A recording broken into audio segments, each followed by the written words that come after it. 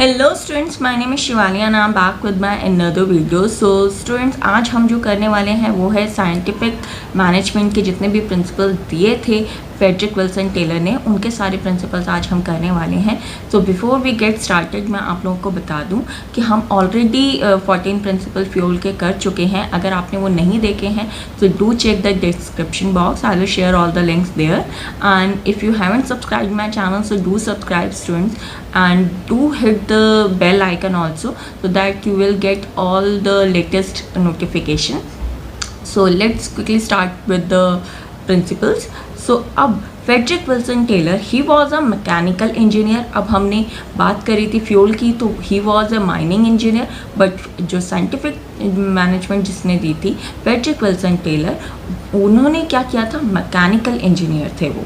Plus इन्होंने किस पे स्टडी करी थी, इन्होंने बेसिक जो इंडस्ट्रीज़ की जो एफिशिएंसी इंक्रीज़ कर सकते थे हम उनके ऊपर वर्क करा। जो लोअर लेवल था वर्क फोर्स थी जो एक्चुअल में फॉर्म कर रही थी मैन्युफैक्चरिंग के अंदर, उन सब के ऊपर ज़्यादा फोकस किया, उनकी प्रोडक्टिविटी को इंक्रीज़ करने के ऊपर ज़्यादा फोकस किया।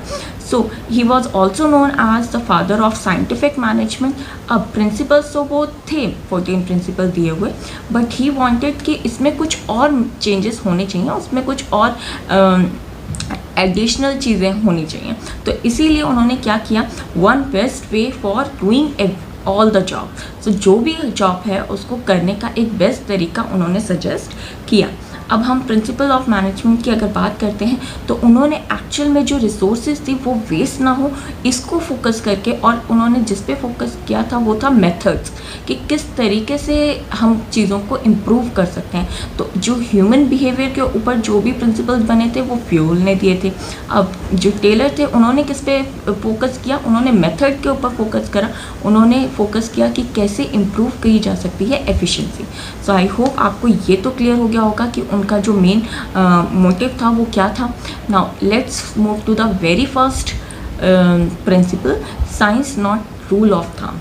अब इसमें उन्होंने क्या कहा कि हर एक काम को करने का सिर्फ और सिर्फ एक तरीका नहीं होता, बहुत सारे तरीके होते हैं। तो आप हर किसी को थम्स अप नहीं कर सकते, इट मीन्स हर किसी को ओके नहीं कह सकते। You have to think, you have to understand whether this method is going to benefit you or not. आप उसको पहले एनालाइज करोगे, उसको समझोगे, think before you doing. आप एक मेथड सेलेक्ट करते हो उससे पहले उसको एनालाइज करो पूरा, और अगर वो आपको बेस्ट टाइम एफिशिएंसी के साथ आपका काम कंप्लीट करता है लेस रिसोर्सेज को वेस्ट करके, तो वो क्या है, आपके लिए बेस्ट मेथड है, तो आप उसको यूज़ कर सकते हो। तो आप पिक्चर में देख सकते हो कि एक थम्स अप हो रहा है और एक थम्स डाउन हो रहा है।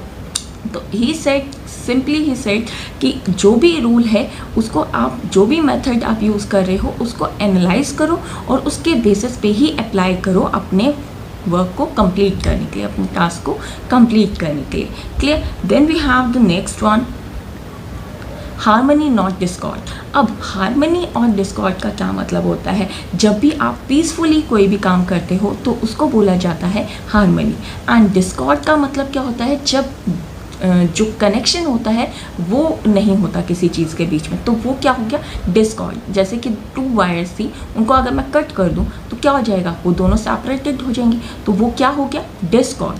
क्लियर? तो अगर आप देखो तो उन्होंने कहा प्रिंसिपल्स में कि अगर आप एक कंपनी में, एक ऑर्गेनाइजेशन में पीसफुली वर्क करोगे, आपस में आपकी अंडरस्टैंडिंग अच्छी होगी, तो ऑर्गेनाइजेशन का जो गोल है वो बहुत ही अच्छे से अचीव होगा एंड बहुत ही एफिशिएंटली अचीव होगा। क्लियर? तो आपको एक ऑर्गेनाइजेशन में एक दूसरे से कनेक्शन डिस्कॉर्ड नहीं करना है, आपको पीसफुली मेंटेन करके रखना है। Clear? Next we have the cooperation not individualism. अब आप एक पिक्चर में भी देख सकते हैं, एक इंडिविजुअल है जो वही टास्क कर रहा है and there is another picture जिसमें क्या हो रहा है, 3 लोग मिलके एक काम कर रहे हैं। तो यू कैन सी कि जो इंडिविजुअल है वो अभी सिर्फ कर ही रहा है जितने में उन तीनों ने ही वो काम कंप्लीट कर दिया। तो एक ऑर्गेनाइजेशन में भी कॉपरेशन की बहुत ज़्यादा नीड होती है। तो हमें किस तरीके से काम करना है, कॉपरेशन के साथ काम करना है। सो एक ऑर्गेनाइजेशन में क्या इम्पोर्टेंस रखती है कि जितने भी एफर्ट्स हों, ग्रुप एफर्ट्स हों, वो क्या हों, कोलैबोरेटली हों और बहुत ही कोऑपरेटिव होने चाहिए। तभी क्या होगा, एक ऑर्गेनाइजेशन अच्छे से अपना गोल अचीव कर सकती है। अदरवाइज सब अपना ही इंडिविजुअल टास्क परफॉर्म करेंगे तो क्या होगा, कंपनी ओवरऑल नहीं ग्रो कर पाएगी। तो टेलर ने सिंपली यही कहा कि कॉपरेशन को ज़्यादा फेवर करना चाहिए रादर देन इंडिविजुअलिज्म। अब यहाँ पे देखते हैं Taylor emphasises on importance of कॉपरेटिवनेस।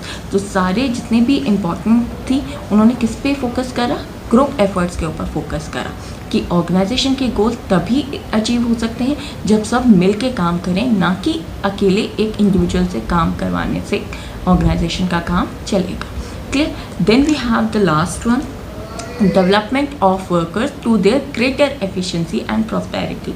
अब इसमें क्या कहा टेलर ने कि हर एक इंडिविजुअल को, हर एक पर्सन को हमने क्या करना है, उनके बेस्ट एफिशिएंसी के साथ यूज़ करना है, उनका मैक्सिमम उसको डेवलप करके।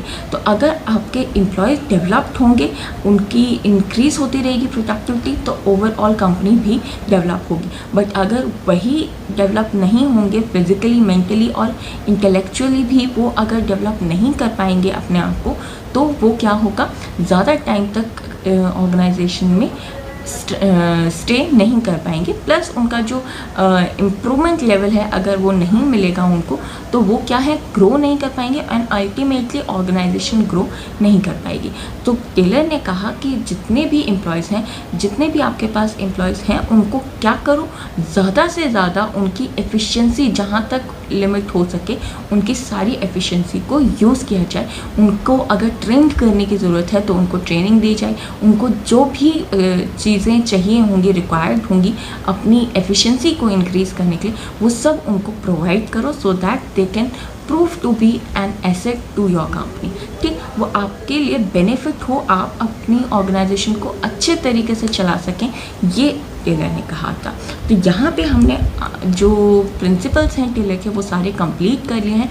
इसके अलावा जो टेलर ने कुछ टेक्निक्स भी दी थी जिससे हम क्या कर सकते हैं, प्रोडक्टिविटी इंक्रीज़ कर सकते हैं। तो नेक्स्ट वीडियो में आई will share all the techniques कि उन्होंने क्या क्या टेक्निक्स इंट्रोड्यूस करी थी on how they can benefit you. तो हम बाकी के जितनी भी टेक्निक्स हैं वो नेक्स्ट वीडियो में करेंगे start. So I'll see you in the next video and thank you for watching this, and do share it with your friends also so that they can also be able to complete the syllabus. So I'll see you in the next one. Thank you.